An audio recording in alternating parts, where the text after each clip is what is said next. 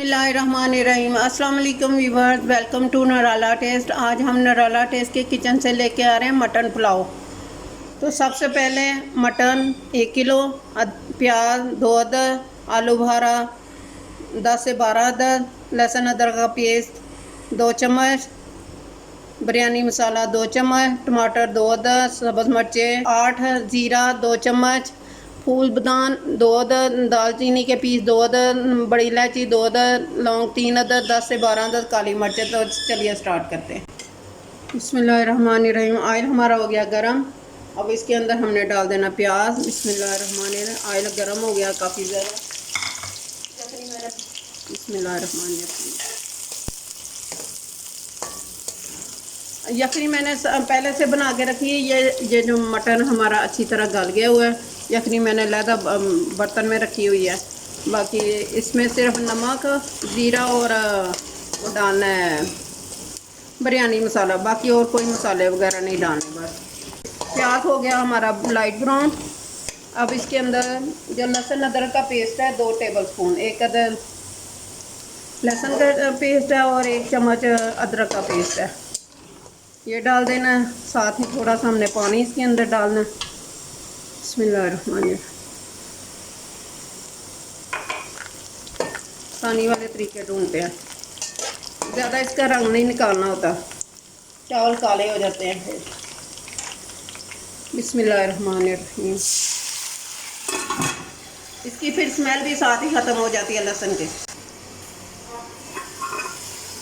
Steam थोड़ी थोड़ी करके निकालनी। लहसुन अदरक अच्छी तरह भून लेते हैं। अब इसके अंदर डाल देनी है 8 सब्ज़ मिर्चें और 2 टमाटर कटे किए हुए हैं। बिस्मिल्लाहिर्रहमानिर्रहीम। इनको डाल देना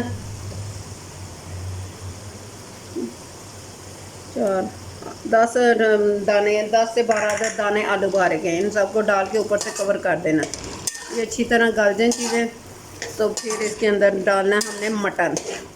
मटन काफ़ी अच्छी तरह गल गया हो, ये देख लें, ऐसे रुई की तरह टूट रहा है।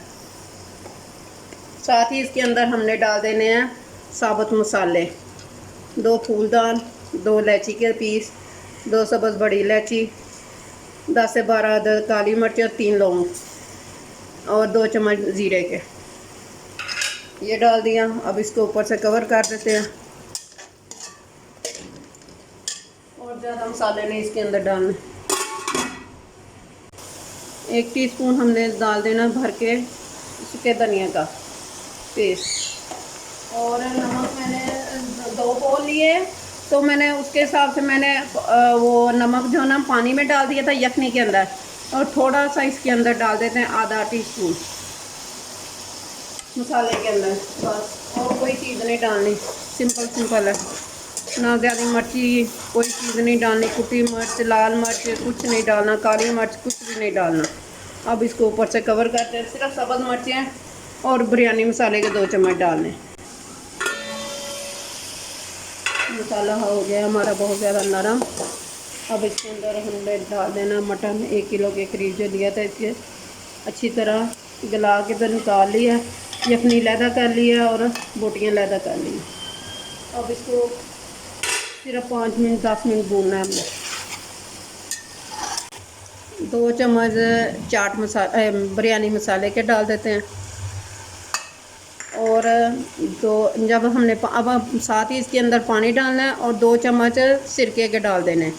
बिस्मिल्लाहिर्रहमानिर्रहीम। इससे चावल टूटता नहीं। अब साथ ही इसके अंदर हमने पानी डाल देना।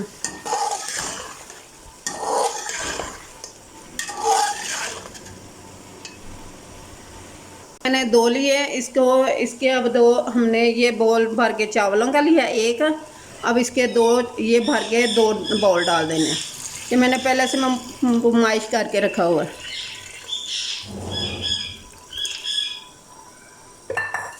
साथ ही इसके अंदर हमने डाल देने, अब बॉयल आता है तो चावल डाल देने। अब इसके अंदर चावल डाल देते हैं। सिरका मैंने पहले से डाल दिया, ज़ीरा भी डाल दिया, सिरके से ना चावल टूटता नहीं है।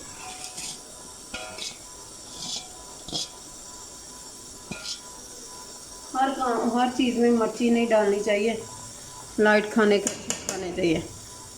सिर्फ मिर्च से चीज़ का टेस्ट नहीं बनता, वैसे भी बन जाता है। अब इसको कवर करते हैं।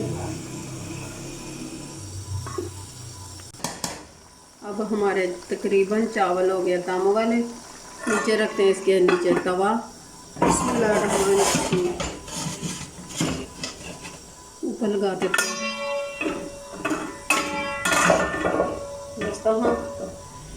दस्तरखान लगा के